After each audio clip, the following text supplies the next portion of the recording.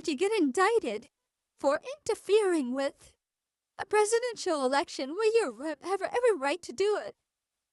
You get indicted and your poll numbers go up. When people get indicted, your poll numbers go down. Things are happening that are so crazy. I think there's no human being that was ever treated worse in Congress than Justice Kavanaugh, and Harris led the battle. That's right. Oh, she was vicious. Oh, she was the most vicious. She was going after them. Just like with Mike Pence, where she said, "You're interrupting me. I want to." That's why, look, ABC is probably the worst in terms of fairness.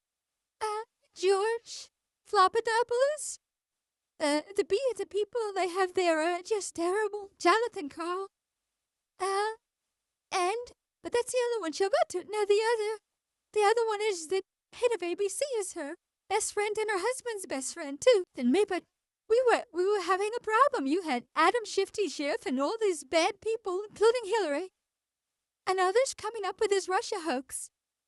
And I told Putin, I said, it's a shame, because we could have done a lot of business, the countries together, but with this whole fake thing that's going on, and he understood that, he said, it's a fake deal. He actually said to me, it's tough to make a deal now. I said, you're right, it's tough. They created a fake narrative, this Russia hoax. It was a hoax.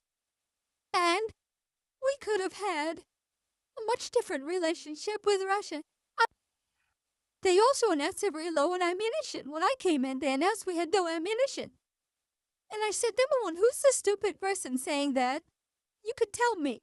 Tell a couple of people, but who's the person that wants to say, the United States says no, we're giving it to all of our people all over the world, in particular Ukraine. We're giving them massive millions of dollars of stuff. And I rebuilt our military. All in 4 years, I had great people. Doing this. And I restocked our ammunition. We had so much ammunition, it was coming out. The guilds, as they say. We had missiles we have. Now we don't have ammunition. How would you like to be president? She's sitting there saying America has no ammunition. We're so vulnerable.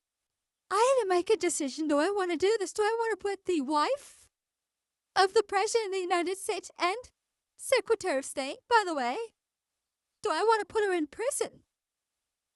And I'm trying to unify a country that really was broken badly. If you look at, what was going on with Obama when I took this over, this country was had tremendous hatred, anxiety, a lot of hatred.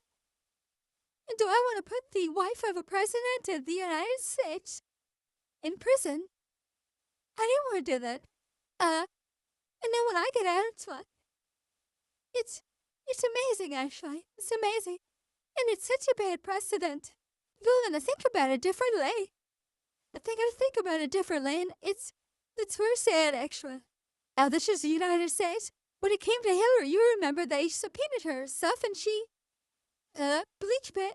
That's where it's basically acid. And China paid me hundreds of billions of dollars. And then they say, oh, you're soft in China. I remember President, she said, you're soft in me. I'd hate to see if you were bad.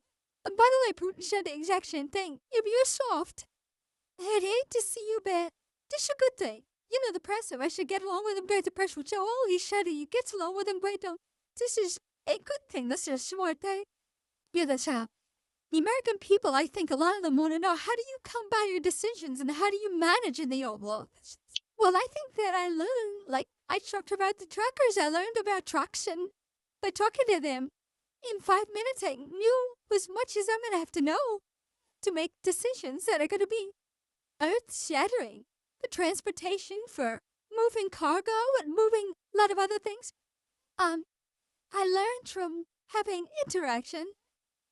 Some politicians don't have interaction. Some politicians aren't smart. They can't have interactions.